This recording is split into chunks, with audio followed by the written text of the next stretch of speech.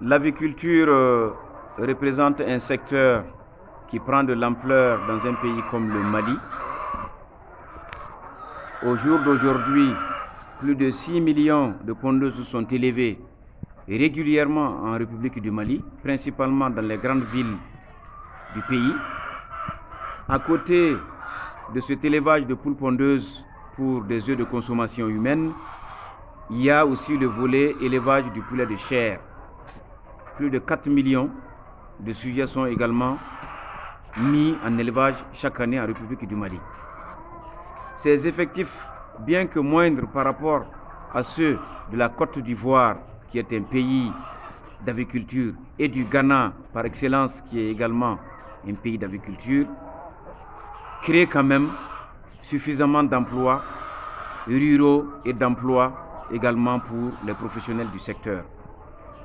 Nous ne doutions pas que l'essor de cette activité dépend de plusieurs facteurs. Cependant, l'espoir est permis. Et pour tout docteur vétérinaire souhaitant se former, se spécialiser dans ce créneau, il ne doit absolument pas hésiter.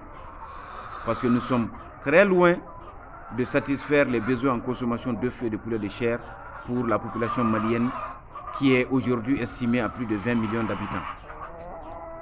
C'est une activité qui dépend d'abord des bâtiments, donc avoir de bons poulaillers qui respectent un peu les normes longueur, largeur, hauteur, des bâtiments qui sont bien équipés de mangeoires, d'abreuvoirs, électrifiés naturellement, et au-delà de ça, ce sont les souches.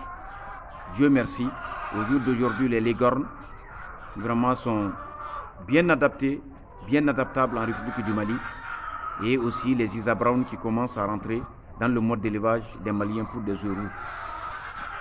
Ensuite, la notion d'alimentation qui est fondamentalement gérée, tous les ingrédients y sont, le tourteau, le poisson, le son de maïs, de blé, son de céréales, les coquillages et la principale céréale qui est le maïs qui est produit en quantité suffisante, en tout cas pour les effectifs actuels élevés.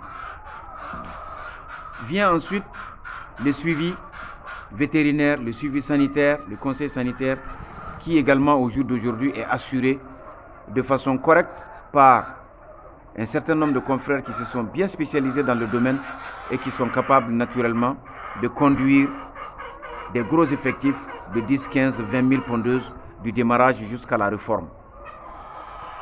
La production, comme je l'ai dit, en respectant les bonnes conditions de bâtiment, le choix de la bonne souche, la bonne conduite d'élevage, avec un bon programme de prophylaxie, une alimentation normée, forcément, on respecte les taux de production de 75, 80, voire 90%. Une bande de 1000 pondeuses peut produire 10 000 alvéoles en 15 mois de ponte et sur 2 ans d'élevage. Donc 5 mois de démarrage, 15 mois de ponte et ensuite 2 mois de réforme. C'est un créneau très porteur, c'est un créneau qui est rentable à condition de respecter les 6 premiers paramètres dont j'ai parlé et également de se confier à un docteur vétérinaire aviaire ou avicole. Donc, chers amis, ceux qui sont intéressés par la filière vraiment peuvent s'y préparer et nous sommes convaincus qu'en respectant ces éléments, il n'y a aucun doute qu'ils peuvent faire fortune dans le domaine de l'aviculture. D'autant plus que la consommation est loin d'être saturée. Je vous remercie et je vous souhaite bon courage, bonne chance, n'hésitez pas.